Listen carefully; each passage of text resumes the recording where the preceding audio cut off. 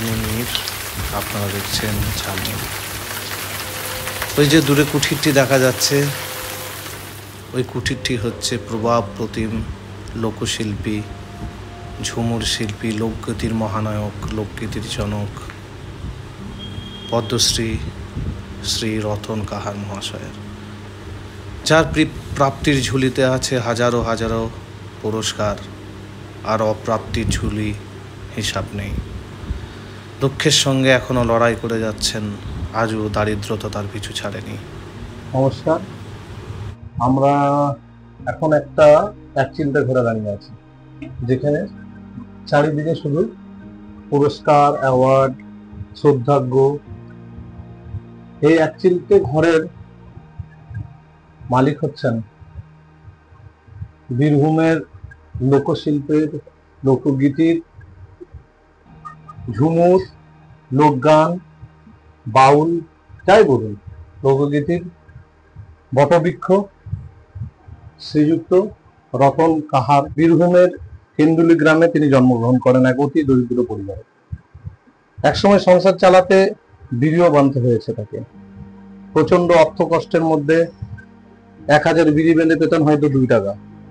বিভিন্ন জায়গায় গান গেয়ে বেড়াতেন স্ত্রী ও 3 পুত্রদের মুখে দুবেলা অন্ন তুলে দেওয়ার জন্য। লড়াই করেছেন, আজও সেই সংগ্রাম চলেছে। বাংলার গান, লাল মাটির গান যার ছোঁয়ায় হয়েছে সমর্দিত, তিনি আজ জীবনের সায়ান্নে দাঁড়িয়ে তার সৃষ্টি করা গান বড় লোকের বেটিলো লম্বা লম্বা চুলের জন্য পেয়েছেন পদ্মশ্রী সম্মান। যে গানে র্যাপার বাদশা গানের স্রষ্টার নাম উল্লেখ না করায় ব্যাপক সমালোচনা শুনতে হয়েছে তাদের।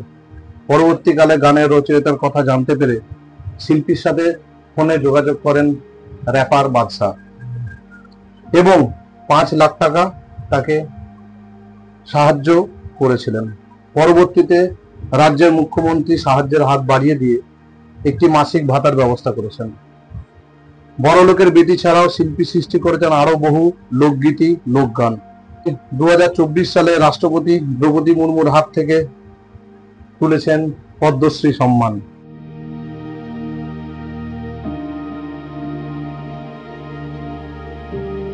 দীর্ঘ প্রতীক্ষার পর মর্যাদা পেল তার সৃষ্টি।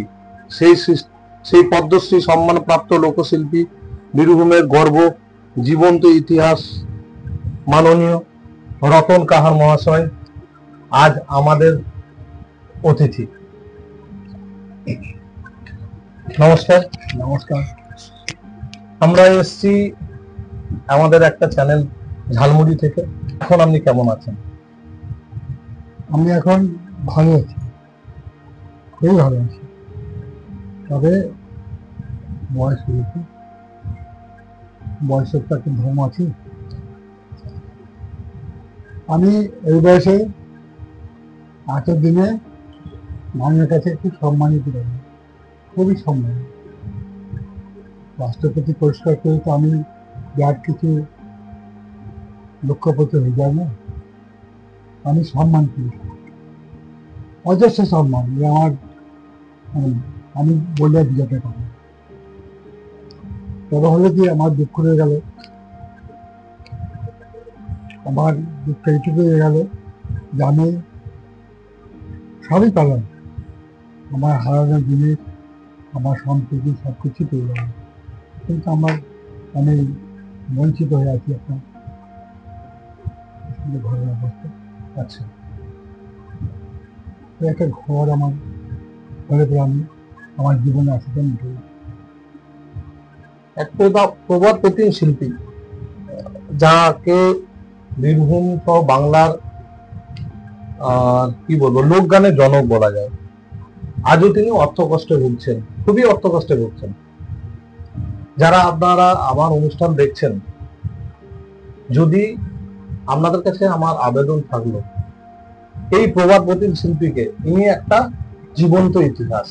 এই প্রবাদ প্রতিম সৃষ্টিকে যদি আপনারা হাত বাড়িয়ে দেন, তাহলে তিনি মাথার উপর একটা ছাদ পান, যেটার জন্য উনি দুঃখ করছিলেন যে আমি জীবনে অনেক কিছু পেয়েছি, সম্মান পেয়েছি, সবই পেয়েছি, কিন্তু পাননি মাথার উপরে এক টুকরো বাসস্থান।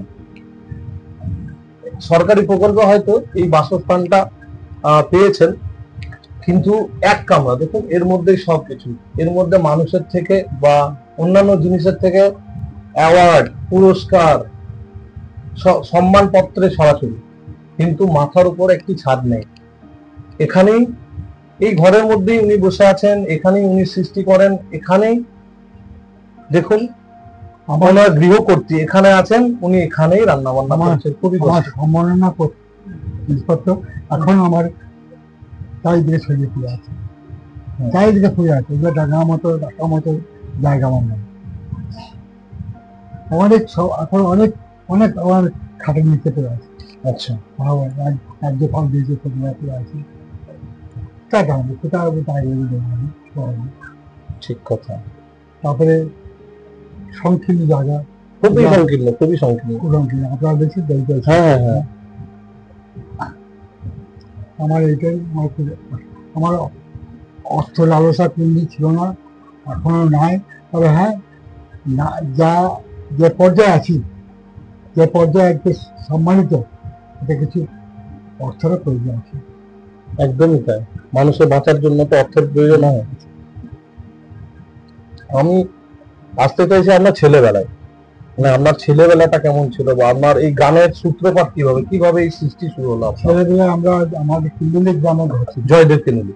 না, আচ্ছা, এইদিকে ভান্ডিবন নাঙ্গলে কিন্দুলি একটা গ্রাম আছে, এই সাইডে। তো সেই থেকে আমার ঘর ছিল। আমার বাবা ছিলেন চাষের কাজ করতেন। বাবা, আমার ঠাকুরদা অন্ধ ছিল। আচ্ছা, অন্ধ। আচ্ছা, ঠাকুমার খুব গুণী ছিল, উনি মাদুকি করতেন, ভিক্ষা করে খেতেন। আমার বাবা, আমার 3-4 ভাই ছিলেন, 3 ভাই ছিলাম, আর আমার একটা বোন। তো বোনটা আমার এখনো আছে, সিভিলে পরিবারের কাছে। তো হলে কি ওইখানে খুবই অভাব, তখন তো ব্রিটিশের রাজ্য, খুবই অভাব মানুষের, মানে এত অভাব ছিল যে গরিব মানুষের কোনো রকম উচ্চ গলাবাজি করে কথা বলার অধিকার ছিল না। তারপরে নিজ পয়সা, যা পয়সা যেত সে পয়সা দিন চলতো না, বাবা পাল্টে বাড়তো, আবার কাছে কাজ করতো, মাঠের কাজ করতো। মানে আপনি ব্রিটিশ শাসন সচক্ষে দেখেছেন? আমি, আমার তখন জন্ম, আমার জন্ম কথা বলছি, আমি 35 সালে যাব, 35 সালে আমার জন্ম। 25 সাল থেকে আমি দেখেছি আমাদের চিত্রটা। আচ্ছা, 1947 সালের দেশ স্বাধীন হয়েছে, বুঝছো? তাহলে কি আমার এত অভাব ছিল যে বাবা আমার মেনটেন করতে পারলো না। মানে যা পেত সংসারে আগে অগ্রিম খেয়ে নিয়েছিল, মানে যাদের কাছে কাজ করতো তাদের কাছে পয়সা পত্র যা বুঝছিল অগ্রিম খেয়ে নিয়েছিল। আজ মানে পুজোর সামনে আর কি খাবো, সেই দিকে কি খাবো, এরপরে এই ভাবনা যাচ্ছিল। তখন দেখলে কোনো উপায় নাই, তখন এখানে আমার মামা বাড়ি, আমার মায়ের দাবি। আচ্ছা, সিঁড়িতে। আচ্ছা, এখানে চলে এসেছি। তো আমরা কিভাবে এসেছি জানেন তো? বাবা কাটতে গিয়ে এই পায়ে ছুটি নিয়েছিল, ঘাড়ে পায়ে ছুটি নিয়েছিল, বলে খরা অবস্থা। বাবা তখন তো গাড়ি ঘোড়া তো ছিল না, তো ওই অবস্থাতে গাছের শিকড় মিকড় বেঁধে করবো, পা বেঁধে রাখে হেঁটে ফিরে এসেছিল। তবে বাবুরে আসার পরে বাবা বলে দিয়ে আমি চলে যাচ্ছি, একসঙ্গে সবাই চলে পরে আমাদেরকে সবাই ধরবে, আমাদের অপমান করে ধরবে, তো দেখতে পারে।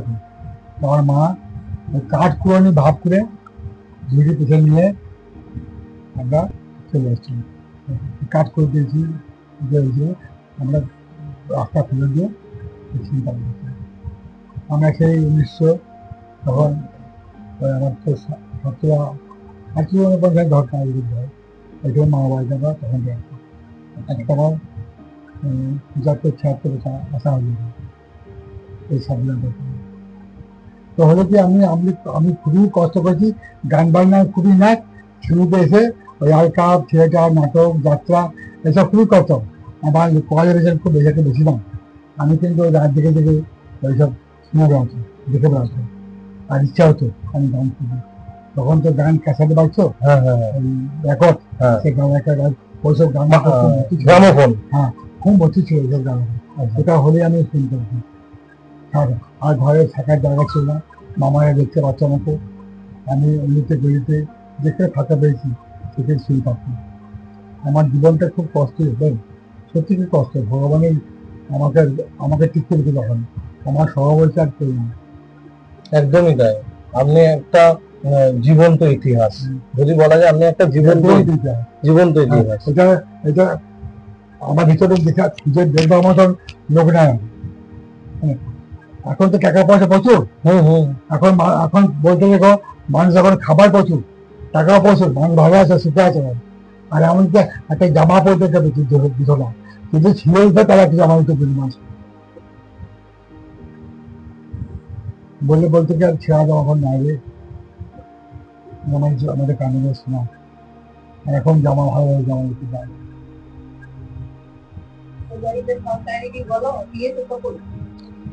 আপনার এই কালজয়ী যে গান বড় লোকের বেটিতে লম্বা লম্বা চুল, এটা কিভাবে সৃষ্টি হলো? এটা সৃষ্টি হওয়ার কথা বলতে পারে, এটা গানটা সৃষ্টি হয়েছে 1972 সালে। আচ্ছা। আমাদের শিল্পীতে কোনো গান বাজনার চর্চা ছিল না। আচ্ছা। আমি যেটা বলছি একবার খাঁটি কথা ছিল, কয়েকটা মাস্টার ছিল যারা ঘরে ঘরে গান শিখিয়ে দেয়। আর শিল্পীতে সর্বপ্রথম হয় শিবভারতী। আচ্ছা। শিবভারতী শিল্পীতে হয়, হতে হতে শিল্পীতে একটা আনন্দ গোষ্ঠী বলে একটা টিম হবে, আনন্দ। সেই আনন্দের লোকরা আমাকে বলতে গান টান আমার সময় গাড়ি আমাকে গাইবে, আমি যেতাম।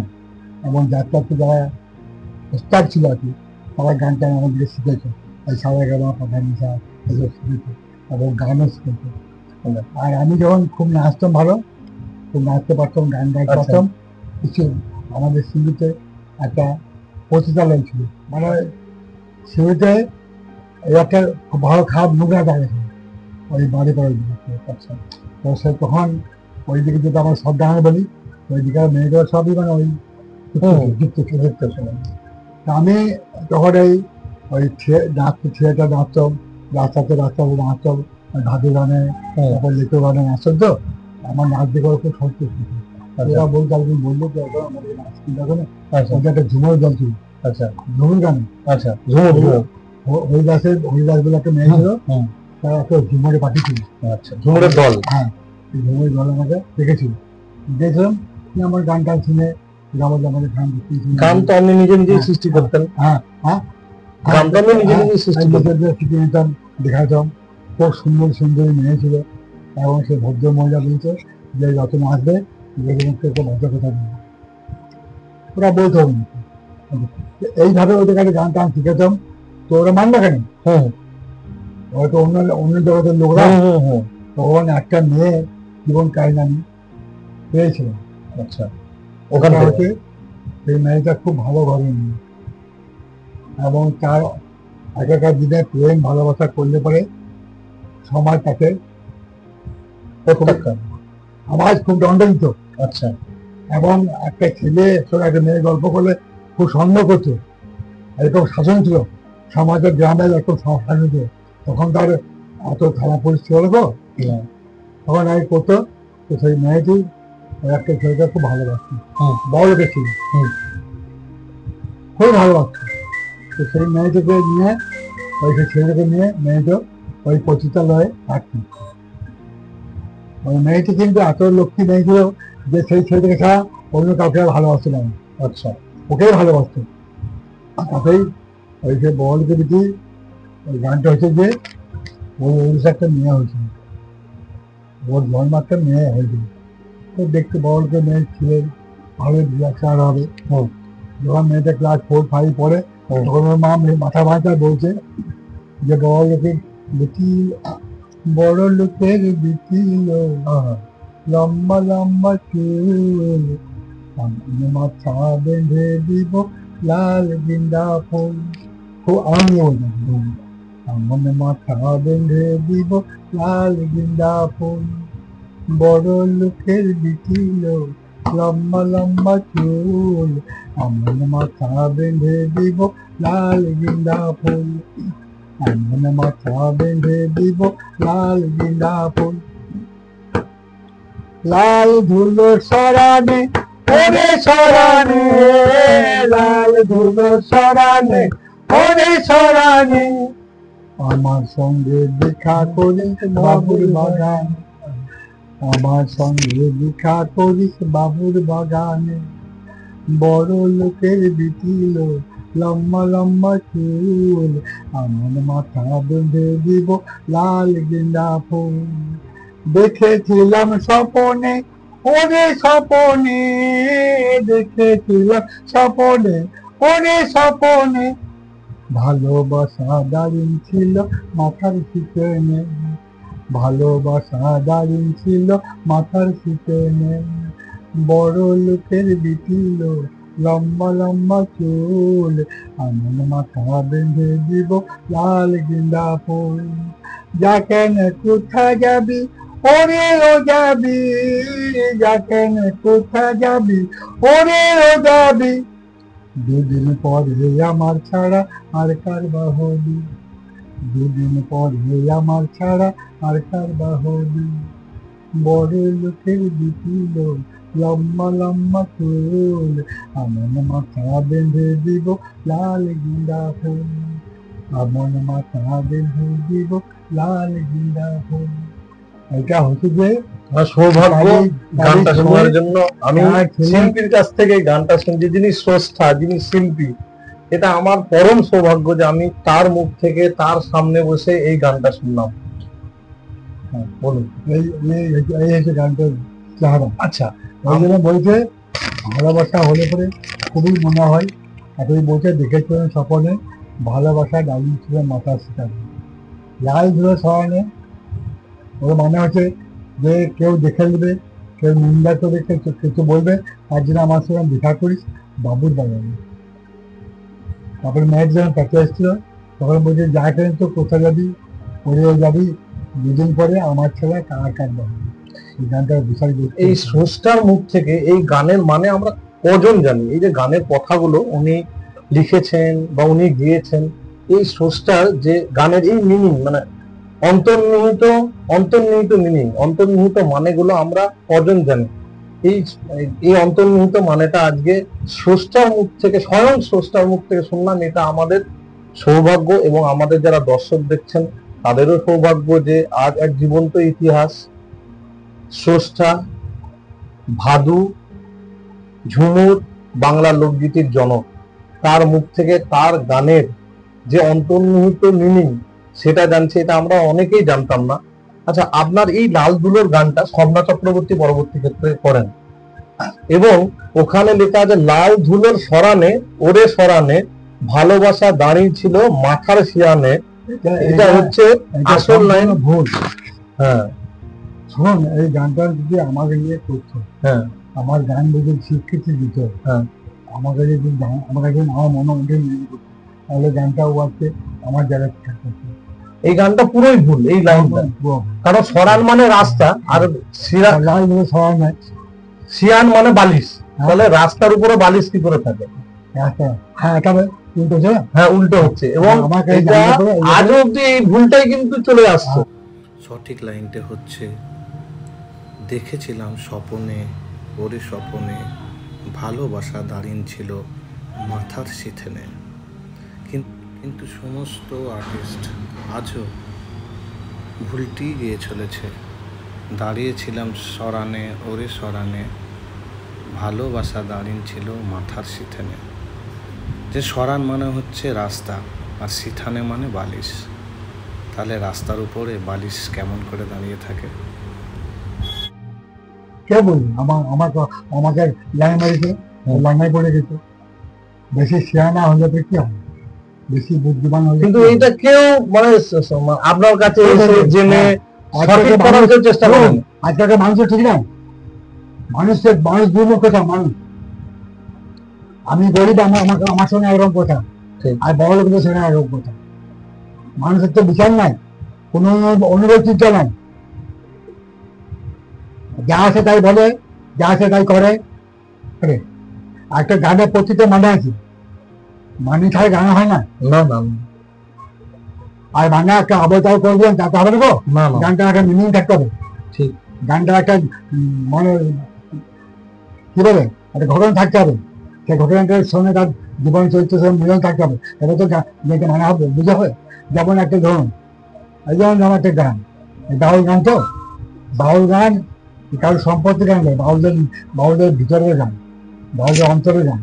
এই যে দেখে বহুদিন আগে আজকে অন্যতম দেখাতে গান করেছিল, গোলে মালে পিরিত করো না। জানেন তো? গোলে মালে পিরিত করো না, এইটার কথাটা কি? মানে ও ধর্ম করছে, বাবাকে মারা নিয়েছে, এই চৈতন্য দেখে তো তুলো কাটছে, ওইসব দেখে তোমার লাভ নাই। তুমি পিচ করে সলিড পিচ করবে, আগে বলছে গোলে মানুষ দেখে মন দেখে। হ্যাঁ, তুমি গোলে মালে পিচ করবে। আচ্ছা, আপনার মানে আমি একটা শুনেছি যে আপনি আকাশবাণী যেতেন, আকাশবাণী থেকে তখন তো এত সিউড়ি বা বোলপুর থেকে এত যোগাযোগ ছিল না, না, তো কিভাবে আপনি কলকাতা যাতায়াত করতেন? কলকাতায় আমি আজ প্রথম তখন এইখান থেকে কলকাতায় ভাড়া ছিল বাসে 65 পয়সা, ওই আমোদপুর। আচ্ছা, আমোদপুর 65 পয়সা ভাড়া ছিল। ভোরে যেতাম, আমোদপুর নামতাম, ওইখানে এক কাপ চা খেতাম, বিশ্বভারতী চাপতাম, ওই চারটে 175 টাকা, শুধু 75 টাকা ভাড়া, শুধু 75 টাকা ভাড়া। হাওড়া হাওড়া, শুধু 75 টাকা ভাড়া হাওড়া। হাওড়া থেকে নেমে গঙ্গার পারে নৌকার চাপতাম, ওপারে উঠতাম। আকাশবাণীর সুযোগ কিভাবে আসে আপনার কাছে? আকাশবাণীর সুযোগ এসেছিল জেলা বেতার থেকে। আচ্ছা, জেলা বেতার থেকে কিছু মাটির মানুষকে তুলে দেওয়ার জন্য তারা গান টান করে আমাকে এসেছিল, আমি গান দিয়েছিলাম। সপ্তাহ জেলা বেতারে গান করেছি, আমিও করেছি, এবং দেবদাস চক্রবর্তী বদল ছিল, ও করেছি। তখন এইভাবে গান করেছি। 75 টাকা, 50 টাকা, 100 টাকা হলে পরে তখন কলকাতায় যাওয়া আসা হয়ে গেছে। হ্যাঁ, ওতে খাওয়া দাওয়া করেছি, আবার একটু ঘুরে এসেছি। এরকম ঘটনা আছে যে কোনো ঝড় জলের রাত্রে আপনি ফিরেছিলেন বাড়ি, তখন যদি একটু বলেন। বিজয় গেছি, হ্যাঁ, কলকাতা ছাতা পানি ছোড়া না, যখন বাড়ি আসছেন যে আপনার বাড়িটা পুরোই ভেঙে গেছিল। হ্যাঁ, এই ঘর পড়ে গেছে। আচ্ছা, এটা বরগাছ ছিল, আচ্ছা, বরগাছ তারপর ঘরে পড়ে গেছিল। অনেক কিছু ঘটনা, ভগবানের মহিমা বলে এখনো বেঁচে আছে আমার। শুনুন, এই সমস্ত একটা কথা দিয়ে জানেন তো, এই যে সপ্তাহ চক্রবর্তীর কথা আমাকে বলতে খুব ঘৃণা হয়। বড় যে কথা বলেন, আমি আমার ছেলেও খুব বিরক্ত হয়, আমি কোনো কিছু একটু ভালো না, আমাকেও ভালো লাগে। বিভিন্ন জন বিভিন্ন ভাবে গানটা গিয়ে এসছে, কিন্তু এর মানে সঠিকটা আজ অব্দি কেউ এসে জিজ্ঞাসাও করেনি আপনার কাছে, আর জানতেও চাইনি, বা ঠিক শুধরে দিতেও চাইনি। এমনি তো ওকে এরকম কত কথা বলেছে, বাজে কথা বলেছে, লোকে চুরি করে দিয়েছে, বাজে মেয়ে, যে যা পেয়েছে অপমান করে, কিন্তু আমিও কোনোদিনকে খাওয়াবো ব্যবহার উপমান করি। এই জন্যই তো আপনি মহান। আমরা যদি আরো একটা দুটো গান শুনি, কোনো আপনার খুব প্রিয় গান দু একটা।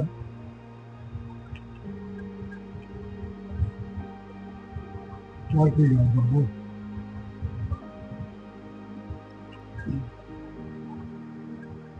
আমার গান শোনে যান ও গো বাবু, দুঃখের সংসারে আমি এখন শুকনো পাতা, কখন যাব আমি, কখন যাব পড়ে। আমার গান শুনে যান ও গো বাবু, দুঃখের সংসারে আমি এখন শুকনো পাতা, কখন যাব আমি, কখন যাব পড়ে। চোখ গেল বৈশাখী, কাল বৈশাখীর ঝড় উঠিল, চোখ গেল বৈশাখী এলো, কাল বৈশাখীর ঝড় ছিল, আমার বড় ভাবনা হলো, বাবু আমার বড় ভাবনা হলো, এই ভব কাতরে আমি এখন শুকনো পাতা, কখন যাব আমি, কখন যাব তুমি, কোন সকালে এসে কি আমি বেলাবে গেলে,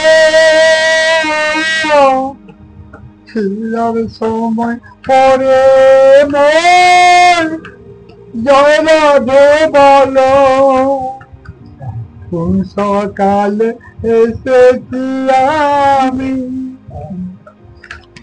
বেলাবে গেলে, ফিরার সময় পরে মন জয়রাধে বলো, এখন জীবন আমার অন্তিম কালে, এখন জীবন আমার অন্তিম কালে, টলমল টলমল করে আমি এখন শুকনো পাতা, কখন যাব আমি, কখন যাব আমি, কখন যাব।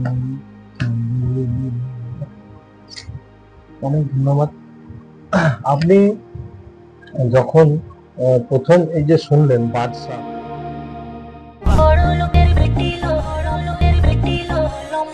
যে গানটা করেছিল বড় লোকের বেটিলো রাতের, তো তখন আপনার কি মনে হয়েছে যে গানটা শোনার পরে? ওটা আপনার কাছে পারমিশনও নেয়নি? আমার পারমিশন নেই, আমার কোনো খবর নেই। কিছু বাঙালি তখন আমাকে স্বীকৃতি দিয়েছে, যেটা এখন কারো গান তুমি নিয়ে ফিল্মবাজি করছো, যে আমাদের বাংলা গান থেকে নির্বাচন করছো, সেই জন্য ভদ্রের কাছে ভয় পেয়ে গেল, হয়তো টেস্ট টেস্ট করে দেবে। তো একটা টিভিতে একটা বিবৃতি দিয়েছিল যে রতন কার कौन है, हम तो मालूम नहीं है, इसको पसंद क्यों नहीं है, वो कौन आ गया है, कहाँ है, कहाँ वो कौन कमाए, তো এটা বলেছিল তো শুনেছে। তো ঠিক আছে, उसका बाल बच्चा है কি দেगा, এটাও টিভিতে বলেছিল, আমি শুনেছিলাম। কিন্তু যা হোক, কোনো কারণে যোগাযোগ করে আমার সঙ্গে পত্রিকাকে নিয়ে আমার সঙ্গে ভিডিও কলে কথা বলে, আপনার সঙ্গে কথা বলেছেন ভিডিও কলে। আচ্ছা, ভিডিও কলে আমাকে নমস্কার করলে, আমিও করলাম। না, একটি কথাও বললো যে আমি আপনার বাড়ি, আমি আপনার বাড়ি যাবো, বলেছি। কিন্তু লোক জানে গেল, লোক জানাজানি হয়ে যাবে। এত ভদ্র, এত ভালো লোক, এত আমার লোক, উনি আমার অ্যাকাউন্ট নম্বরটা কোথা জোগাড় করে, অ্যাকাউন্ট নম্বর জোগাড় করে স্টেট ব্যাংকে 5 লাখ টাকা দিয়েছে। এটা আমার খুব ভালো লাগে, আমার এই ব্যবহারটা দিয়ে আমার খুব ভালো লাগে। আমার আমি কিছু বলি না, আমি চাই না, আমি ভেবেছি আমার ঘরে আসবে, দেখবে এসে। কিন্তু দেখ, ও নিজের একটা, আমি দাবি দিলাম, কিছু করি নাই, কিছু বললেও নাই, ও চুপচাপ হয়ে গেছি। তারপরে আর কথা হয়নি। আমার সঙ্গে ভিডিও কলে সরাসরি বাদশা কথা বলেছিল এবং ক্ষমাও চেয়েছিল যে আপনার পারমিশন ছাড়া আমি জানতাম না। যাই হোক, আপনার জীবন সংগ্রাম তো কাহিনী অনেক করুণ, মানে অনেক কষ্ট। আপনার কয় ছেলে মেয়ে? ছেলে 3 ছেলে মেয়ে, আমার 2 বার বিয়ে। আচ্ছা, প্রথমে একটু মানুষ করতে তো অনেক কষ্ট। আমি শুনেছি একটা সময় আপনাকে অনেক, আমার মানে আমি জীবনে অনেক কষ্ট করছি, অনেক কষ্ট করি। আমি আমার জীবনে এখনো পর্যন্ত যেরকম অবিচার বিচার হচ্ছে, অনেক লোকের সুসাইড করছে, কিন্তু করে যা করবো না, আর কদিন বা থাকবে।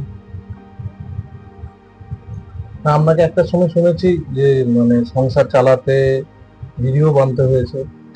হ্যাঁ, বিরিয়ানি তো আমার লাইফ থেকে আমি বাঁচিয়ে রেখেছি। জীবনটা বিরিয়ানিছি, ভোরে কাকি মাছের টহল দিয়েছি, লোকের টহল দিয়েছি, তারপরে মরা খেদা মানুষ মনে পড়ে হরিনাম নিয়ে গেছি, সাড়ে সাড়ে রাত দিকে এসেছি, তারপর 2 টাকা দিত 2 টাকা দিত, মানে ওই 2 টাকার জন্যে সঙ্গে তুমি 10 সেন্ট মেরে নিতাম, তুমি 12 সেন্ট মেরে নিতাম, তার দিকে এসে আবার তাদের দিয়ে অনেক কষ্ট। এই ভগবান ছাড়া মানুষের হৃদয় নাই। আপনি ছেলে বলুন মেয়ে বলুন, জীবনে মানুষকে এই দুঃখের কথা বলছি, এই কি কনসেপ্ট ভেজ কতটুকু হবে, কতটুকু বুঝবে আমার যন্ত্রণাটা। আপনার এখানে যে চুটিং দিই, আপনি ভুগতে পারবেন যে কত ব্যথা। আমার ব্যথা আমি বুঝছি, একদমই কেউ বুঝবে, ছেলে বলুন মেয়ে বলুন কেউ। আমি যত কষ্ট করছি, যেহেতু তুই আমাকে কিরকম তো সরকারি সাহায্য বলতে এই ঘটনা চিন্তা করে না, ছেলেদের চিন্তা করে না, আর আমাকে না বললে লোকে তো বুঝতেও পারবে না যে আমার জীবনকে ঘটেছে। আচ্ছা, এখানে তো মানে মুখ্যমন্ত্রী তো অনেককে ভাতা দেন শিল্পীদের, আপনার কোনো ভাতার ব্যবস্থা উনি করেছেন? ভাতা মানে ভাতা কি ওই শিল্পী ভাতা 1,000 টাকা মাত্র? মাত্র 1,000 টাকা কি হবে? আচ্ছা, যদি এই যে সরকারি অনুদান 10,000 বা 10,000 12,000 ঘরের খরচা, সংসার খরচা, একসঙ্গে থাকতে হবে। আমার ঘরে তো ভিন্ন ভাবতে নেই, আমার একসঙ্গে থাকতে হবে। 15 মেয়েদের ছেলে ভিন্ন, বড় ছেলে ভিন্ন, এইসব খরচা আমি ঘরে, আমার ঘরটা নেই। আমরা ছেলে আবার খাই আমি। আমরা ছেলেও শুনেছি গান শেখে আপনার? হ্যাঁ, আমরা ছেলেও গান শেখেন? হ্যাঁ, ছেলে করবে। আচ্ছা, আর যদি কিছু মানে অন্য কোনো ঘটনা বলেন আমাদের, যে আর কি বলবো, যে কোথাও গান করতে গেছেন এমন কোনো ঘটনা স্মরণীয় আছে আপনার মনে? অনেক কিছু আছে, কিন্তু আমার জীবনে এমন ঘটনা রয়েছে না, কোনো মিস করি না, কোনো ঘাট করি না, কোন যাত্রাতে না আসতাম বুঝলি। আজকে বড় তিরিশ গ্রামের একটা গ্রাম আছে। আচ্ছা, বড় তিরিশ গ্রাম, ওই মরিশে থামাতে গিয়ে মুর্শিদাবাদ ধান। আচ্ছা, তো সেখানে আমি যাত্রা করতে গেছিলাম, 3-4 দিন ঘর ছাড়া। তো সেখানে আমি একটা গান করেছিলাম, যাত্রাতে নিজে নিজে গান করেছিলাম, এবং মানুষের প্রতি কত অন্যায় অবিচার, কত সহ্য করতে হয়েছে। আমি একটা হাত আঁকড়াতে একটা নেচে নেচে আমাকে একটা গান করতে হয়েছিল। আষাঢ় শ্রাবণ মায়ান্ত মন, ঝড়ো ঝড়ো ঝড় ধরেছে, তোমার কামান মনে পড়েছে। এই গানটা আমি গেয়েছিলাম, আমার বাবা মা ছিল লতা মঙ্গেশকর গান। তো কিছু ছেলে, কলেজের ছেলে কিছু, আমি বুঝে আসছি আমাকে কেন ওই গানটা একটু গালি, কি দেখবি গালি, সে চট ঝাল মাতিয়েছে পুরো গান তোমার তো আমাদের আচ্ছা, মেয়ে খুবই তারা বললো যে ছেলে মোরা আমরা তো হাইকোর্ট মিনিস্ট্রিকে, আমরা হাইকোর্ট মিনিস্ট্রি নেই না, কি অপারেট করতে বলুন, বলছে এই গানটা কি করে গান, আমরা তো নামে বিশ্ব তার অঙ্ক প্রধান, বিশ্ব প্রথম অঙ্ক শেষ হচ্ছে, তাই গাজন তো ওরা বলছে আমরা শুনতে জানা, তুই কালকে এখানে থাকবি না, তুই এখান থেকে চলবি না, আমাকে তুই তোকে একদিন কথা বলতে দিবি। আমি ভোর বাড়িতে পয়সা আজকে নিতে নিলাম, ঘুরিয়ে দিই। আমি ওই সেই বড় বিজ্ঞান থেকে সাহিত্য পর্যন্ত আমি হেঁটে এসেছি। সাহিত্য পর্যন্ত হেঁটে এসেছি বড় বিজ্ঞান থেকে আমি এসে রাত্রে ঘরে যাত্রার দলে করে কিছু খাই না, রাত্রে 4:30 না খেয়েছিলাম, টাকা পয়সা এতে মিটিয়ে দিয়েছিল আমাকে। আমি এসে মঙ্গলাপুরে ওই 2টা বেগুনি, বড় বড় বেগুনি খেলাম আর মুড়ি খেলাম, ওইটা খেয়ে বড় বাস কখন আছে শুধালাম, তোরা বলছে বাড়াচ্ছে না, ওরা বলছে বাথরুম বাঁধাচ্ছে, ট্রেন আছে 1টা ছবি, আমরা এতক্ষণ বসে থাকবো। আমি হেঁটে হেঁটে ওইখান থেকে হেঁটে হেঁটে আমি সাহিত্যে চলে এসছি, সাহিত্যে শুয়ে এসছি, ট্রেনে চলে এসছি। তো এমনি যে তারপরে ওরা ছেলেরা বুঝতে পেরেছিল, আমাকে ধরা ছিল আমি আমার ঘরে এসেছিল। হ্যাঁ, গান করে তোমার উচ্চারণ আমি রেডিও গান করি। রেডিও গান করতেন। ব্যবহার করছি সমাজের বলবে ছিল। আপনি রেডিও বা আকাশবাণীতে কতগুলো গান করেছেন মোটামুটি? অনেক গান। আমি 76 সাল থেকে 79 সাল পর্যন্ত 14 বছর করেছিলাম। যখন আপনি পদ্মশ্রী পেলেন? তখন বিড়ি বানতাম। আচ্ছা, আরে পদ্মশ্রীতে পেলেন 2024-এ। হ্যাঁ, ডাক্তার সুষম ব্যানার্জি আপনি একসঙ্গেই পেয়েছিলেন। তো আপনার কাছে খবরটা কিভাবে এসেছিল? খবর এসে তো টিভিতে বলছে তো রজন কাহার পদ্মশ্রী পাওয়া যাবে।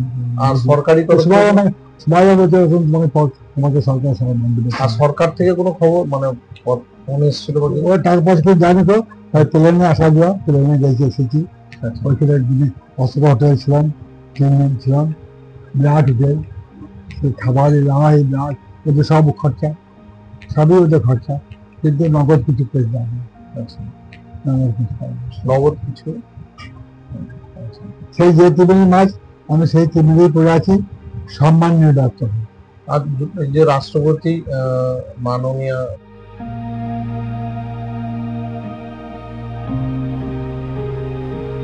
দ্রৌপদী মুর্মুর সঙ্গে আমার কথা হয়েছে। হ্যাঁ, গানা কেসা হয়, গানা কেসা হয়, গানা এসব কথা বলছিল। হ্যাঁ, ঠিক আছে।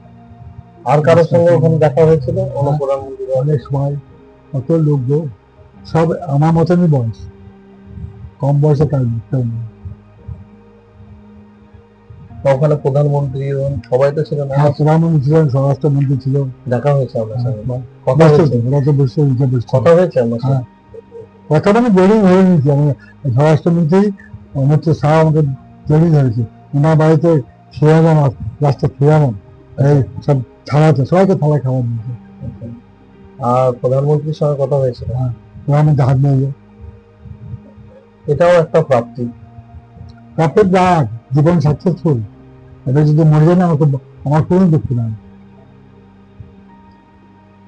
আমি ইতিহাসের পাতায় ভাবি না, দিল্লিতে আমি 72 সালে আপনার গানে জানি যেখানে জায়গা লাগে যে আমার, আর দিল্লি সত্যি একটা ভালো জায়গা।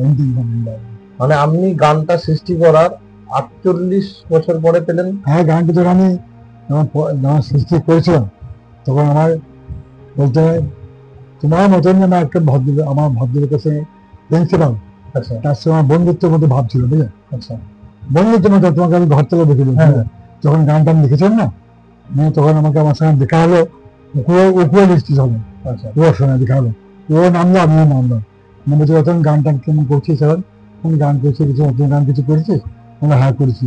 আমি এই গানটা শুনলাম, বল করে গান শুনলাম, বাহ ফার্স্ট ক্লাস গান, একটু এই গানটা জগৎ জুড়ে হবে, এই জুড়ে এই গানটা তুই বাঁধবি, বাঁচবা, একটু প্রাইজ পাবি, তুই ভালো একজন শিল্পী হবি। আমাকে কিন্তু বললে, আমি ভাবলাম সবাই যাই করে আমাকে আমি যে কথা গানটা করেছি, আর ও অত প্রিন্সিপাল, অত কলেজের ইয়ে, সে আমাকে কথা বলছে, আমি আবার বন্ধু বান্ধব দেখে তো নিয়ে আমাকে লাইক করছে, কিন্তু না, ওই কথাটি আজকে আমার ধন্য হয়েছে। কিন্তু ওই আমার সবাই দেখা হচ্ছে, আমার দেখা হয়নি। ওই শেষ জায়গা দুটোর গান সবাই বাজাবে, গান সবাই শুনবে, এই গান তোর ডেবিট করে সবাই হবে, তুই পুরস্কার পাবি, আমাকে বলছে। কিছু কিছু মানুষের কথাবার্তা না একবার সত্যি হয়, বাক্য সত্যি হয়। ওই জন্যই তো বলা হয় যে মানুষের মধ্যে, আমি আর কি হয়ে গেছি না, ওই জন্য তো বলা হয় যে মানুষের মধ্যে ভগবান বিরাজ করেন, মানুষের মধ্যে এটা মানতে হয়, ঈশ্বর বিরাজ করেন মানুষের মধ্যে। মানব সেবা, মানব ধর্ম, ঈশ্বর বিরাজ করেন মানুষের মধ্যে। মনে পড়ে আমাদের হাসি, ওখানে দেখা। তার নাম কি ছিল? হ্যাঁ, নাম কি সুবোধ না কি ছিল? কোথায় বাড়ি ছিল? বাবাও কলেজ একজন মাস্টার, বাবা কলেজে। কোথায় বাড়ি ছিল ওনার? হ্যাঁ, বাড়িতে মানে আমাদের পাড়ায় থাকতো না, কলেজ পাড়াতে ঘর বাড়ি। আচ্ছা, কলেজ পাড়া ও একটা গন্যা কেটা ভাই আছে। আচ্ছা, তারপর কোনোদিন দেখা হয়নি? দেখা হয়নি, একদিনও দেখা হয়নি। আমি মাঝে মাঝে মনে পড়ে আজ একটু হাসি, সবাই আমার সঙ্গে আমি ভাবেন লাইক করলে না, আজকে ওই কথাটা সত্যি সত্যি। সেটা কখনো কখনো কারো কারো কথা মিলে যায়। এখন আপনি বাইরে কোথাও অনুষ্ঠানে ডাক্তারে যান? ডাকতে প্রচুর সম্বর্ধনা, কেউ দু হাতে যদি হাতেও দেয়, মিষ্টি খেতে কি চা খেতে কেউ দেয় না, তাহলে আমার জীবনটা খালি ভালো লাগে না। সুখর নয়, খালি গাড়ি ভাড়া দিচ্ছে, তাহলে 6,000 3,000 গাড়ি ভাড়াটা দিয়ে দিচ্ছে, কিন্তু কিছু একটু হাতে কিছু দিই হ্যাঁ হ্যাঁ এইসব নিয়ে, আর এইগুলো দিয়ে আমার ঘর ভরে গেছে। মানুষ কোথায় আছে দেখো না, গাড়ি ভাড়া দিচ্ছে আর দিতে পারছি, আর 2,000 টাকা যদি আমাকে যায় তাহলে কত ভালো হয়। একদমই তাই, একদমই তাই। তাহলে আমরা কোথায় বাস করছি, এইটুকু এটা বলতে হয় তো, এটা কি বলতে হয় মানুষকে, তার বয়স হচ্ছে আমার। সম্মানে বলুন, সম্মান রাখা যাবে না, যা সম্মান প্রচুর, সম্মান আমার মাথার উপরে, কিন্তু খিদে দিতে পেট জ্বলে, পেটে খিদে থাকলে সম্মান নিয়ে কি সম্মানে করতে কি পারবে না। হয় কি যায়, যদি একটা ভাদু গান শোনো। এই বলাও যায় না কাউকে কিছু। ইনি হচ্ছেন রতন কাহান মহাশয় গৃহকর্ত্রী, যিনি আমাদের আসার পর থেকে, আমাদের আসার সঙ্গে সঙ্গে উনি ব্যস্ত হয়ে পড়েছেন, আমাদের যে কোথায় বসাবেন, কি খেতে দেবেন, এটা খান ওটা খান, উনি চা বসেছেন এর মধ্যে, এত কিছুর মধ্যেই, ঠিক আছে, এত কিছুর মধ্যে উনি আমাদের সম্মান করতে ব্যস্ত সারাক্ষণ, কোথায় বসবেন, কি খাবেন, একটু চা করি, বারবার জিজ্ঞাসা করছেন। আমাদের বাড়ি দিল, আমার বাড়ি বোলপুর শিয়ান, হ্যাঁ আমি এখন থাকি দিলাম। শিয়ান এক ভদ্রলোক জিতে বলছি গো, হ্যাঁ শিয়ান এক আমার বাবা আপনার খুব মানে প্রচন্ড নাম করতেন, আর আমার বাবার খুব ইচ্ছা ছিল যে কোনো সময় আপনার সঙ্গে দেখা করার, কিন্তু গত বছর বাবা মারা যান হঠাৎ করে 79 বছর বয়সে, তো ওই সৌভাগ্যটা আর হলো না। ওর কি নাম? মীর আনোয়ার আলী। তো ওই সৌভাগ্যটা আর কোনোদিন হলো না, কিন্তু হ্যাঁ আজকে উনি বেঁচে থাকলে অনেক বড় খুশি হতেন, হয়তো বাবাকে আমি সঙ্গে করে নিয়ে আসতে পারতাম বা আপনার সঙ্গে দেখা করাতে পারতাম। আমার শিয়ান না, আমার জীবনে প্রথম সভাপতি ওভার দিয়েছে। আচ্ছা সেই বছর ইন্দিরা গান্ধী আসে, আচ্ছা, ইন্দিরা গান্ধী যে বছর আসেন, এগুলো আসে, জওয়াহরলাল নেহরুর সঙ্গে হ্যাঁ এসেছিল। হ্যাঁ হ্যাঁ, তখন প্রধানমন্ত্রী হয় না, আচ্ছা তখন ও বাবার সঙ্গে এসেছিল। হ্যাঁ ইন্দিরা গান্ধী তখন সর্বপ্রথম বাবার সঙ্গে শান্তিনিকেতন এসেছিল, তখন গেছিলেন। মেলার সময় মেলার সময় আমি শিয়ানরা গেছিলাম। আমি খুব ছোট, আমার তো বয়স খুব কম, হ্যাঁ যখন আমাকে নিয়ে ওইখানে তারপর দিনে ওই বোলপুরে মল্লুকে মুলুকে মল্লুকে ওই ভদ্রলোকের বাড়ি ছিল, সেই মল্লুকে ওইখানে 10-12 দিন ছিল। রামকানা আছে, হ্যাঁ রামগড়, ওইখানে ছিলাম তারপরে সেই প্রথম আমার জীবনে প্রথম যাওয়া কিন্তু সেই বছর আচ্ছা বোলপুর। তখন বোলপুর কি ছিল, হ্যাঁ এখন বোলপুর সত্যি খুব সুন্দর জায়গা। আদিবাসী গ্রাম দেখে না মন ঠান্ডা হয়ে যায়। রবীন্দ্রনাথ কি জায়গা বেছে নিয়েছে, কি জায়গাটা এসেছিল। যদি একটা ভাদু গান শোনান। ভাদু গান, ভাদু গান, ভাদু গান অন্য কিছু একটা, অন্য কোনো গান একটা শোনান। আমরা খুব একটা ও বধু বা কিছু একটা, খুব একটা পপুলার গান আছে আর একটা।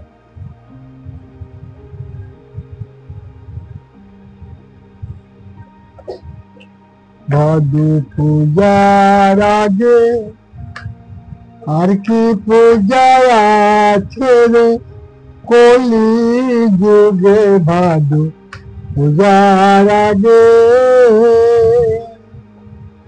আর কি পূজা আছে রে, কলি যুগে ভাদু পূজার আগে।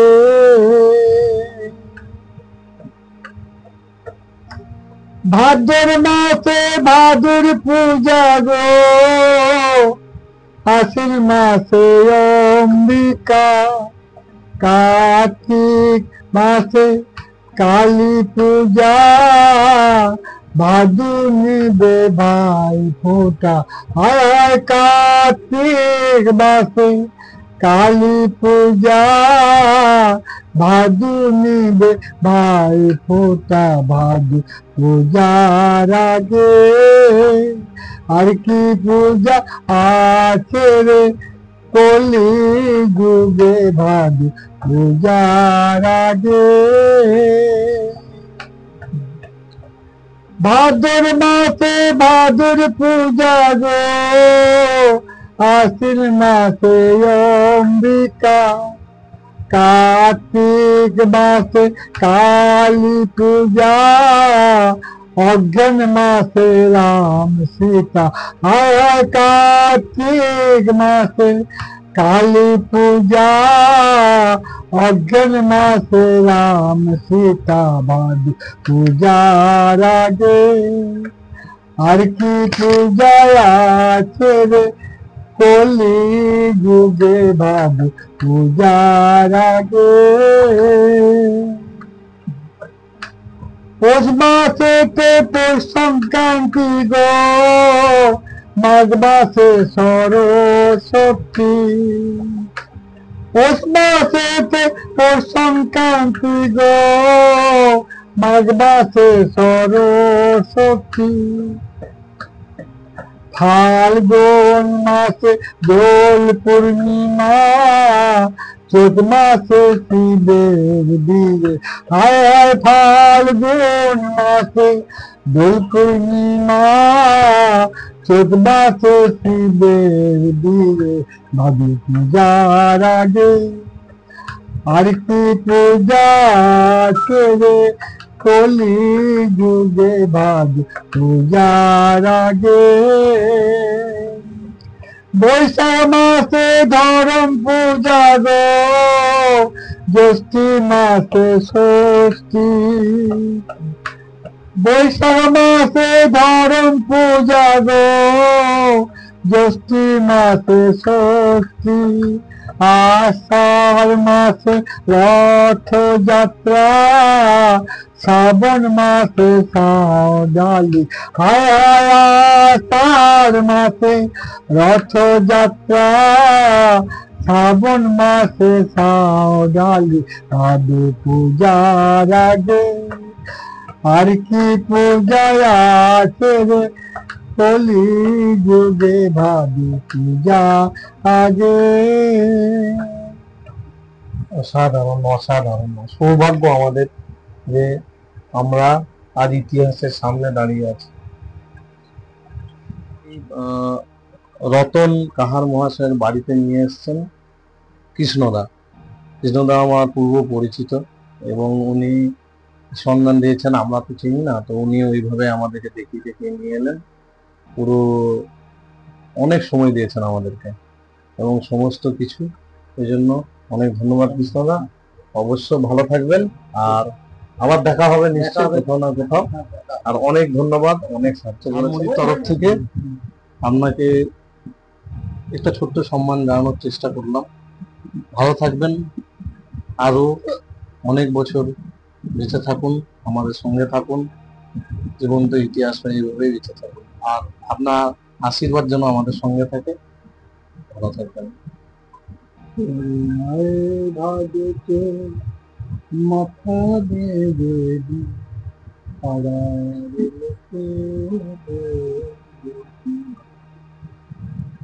তুমি ডাগর হয়েছ, আদর পেয়েছ, অভিমানে হলো কি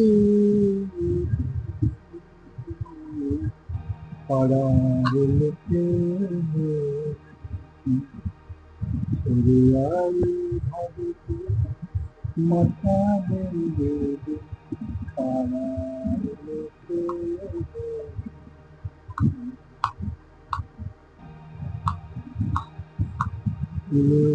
তুলে পারবো মাথা, খোপায় দিব লাল পিঠা, তুলে বানবো মাথা, খোপায় দিব লাল পিঠা, খোপায় ধারে ধারে দিব সোনার বেলকুড়ি।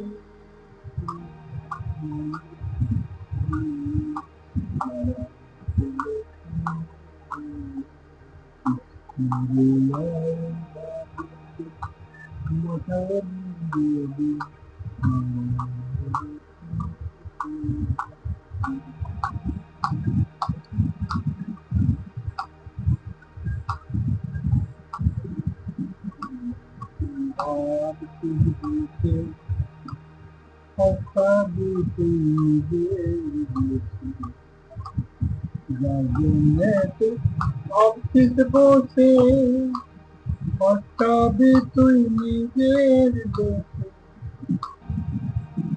ও যে ভালো দেশে ভালো বেশে করবি দিবে লোকে বলবে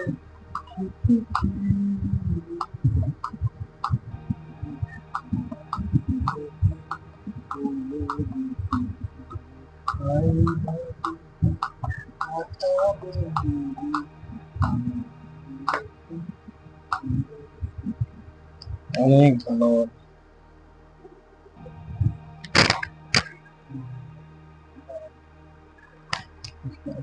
ভালো থাকবেন। মাথা বেঁধে দি পাড়ার লোকে বলবে,